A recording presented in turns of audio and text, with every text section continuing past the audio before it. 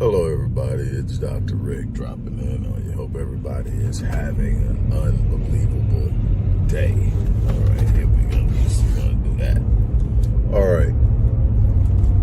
It's been a long time since I've talked to you guys during the morning, unless I'm going to the gym on the weekends, but I want to stop by and talk to you because I think it's of immense importance. Let's see. When I look at everything that people tell me when they come to me to work with them, to help them get out of a rut, to help them deal with procrastination, which is a big thing, to help them deal with their limiting beliefs. At the root cause, it boils down to limiting beliefs. It also boils down to beliefs directly associated with their self-image, their self-concept, their self-awareness, which directly impacts their self-esteem and self-confidence. And there's this constant murmur inside the box. And when I talk about inside the box, I'm talking about average. I'm talking about mediocre. I'm talking about what most people in this world hang out and end up. We are born unique for a reason. We're born to do something that no one else in this world has done or will do in a specific and unique way that will leave an imprint, that will create a legacy, that will speak of us long after we're gone. But I can't remember who said, he says, but all of us are born unique, but the vast majority of us die carbon copies. Why? Because we emulate what's around us. We consume and embody what's presented to us. We have lost our capacity and drive to challenge what is being put in front of us, and we simply accept the limitations that are placed on us, and we never truly push beyond what we are given. We are born into situations we accept as our lot in life. You may be born into poverty, but poverty is not your lot in life. You may be born into trauma, but trauma is not your lot in life. You may be born into a family where no one has ever owned a business, but that's not your lot in life. And so what you have to be willing to do is sit up and say to yourself that I am going to get outside of the box. I'm going to move outside of the scope of what I've always done. If I want something different than I've always had, then obviously I've got to do things that I've never done. I've got to think in a way that I never have. I've got to be willing to go and be in a space that I'm uncomfortable in, because the familiar is simply a reminder of what happened. And what happened is in the past, and you're trying to do something different in the future, but you are consulting your past because you are constantly driven to stay in the familiar because it's comfortable. And that's why we talk about getting outside of the comfort zone. When you get outside the comfort zone, it's uncomfortable because it's unfamiliar. It's uncomfortable because you can't easily navigate it. It's uncomfortable because there are going to be people in there moving at a quicker pace and more confidently than you. But those are the people you learn from. Those are the people you observe. Those are the patterns you study. And that's how you grow.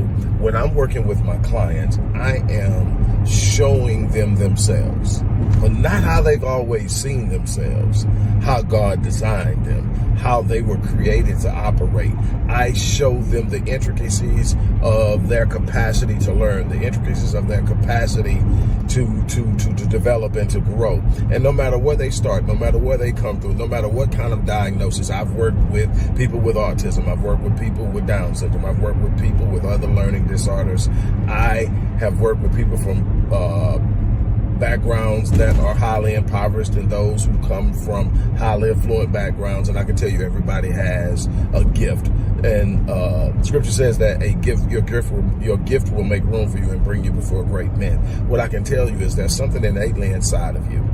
It is something that is so unique and powerful that when you properly access it, actualize it, and use it, activate it, actualize it, and use it, then you are finding yourself doing things you never thought. But what we do is we either tighten the bolts on the gift, and we listen to people tell you that's not realistic. We listen to people tell you You probably should be more reasonable. We listen to people tell you that's far outside of your range. So maybe a teacher in the first grade told you that wasn't going to be you. You probably should focus on X, Y, Z. And it literally came to heart because she was a part of your label giving circle. She was a label giver. She was assigning you an identity based on how she assessed you, and she had the authority in your life behind your parents. She may have been the most, she or he may have been the most authoritative person in your life. And here they are telling you what you are and what you cannot do. Yes, most times you are going to take it to heart and it's going to set, and you are going to always operate at the level of your self-image, how you see yourself, how you see yourself functioning in the world, how you see others seeing you, and how you see yourself functioning and operating under the influences of the world in which you operate. So all of those things are part of your self-concept, and you never ever outperform your self-concept. You can practice something somebody tells you, and you can even get good results. But if you never change your thinking and how you see yourself, you will never move outside of that box.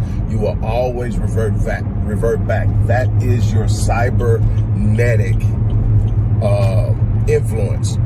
It means that your brain is like a thermostat. Your mind is like a thermostat. Wherever it's set, the temperature will always return to that. No matter what external shifts happen, it will always return to what it is set at.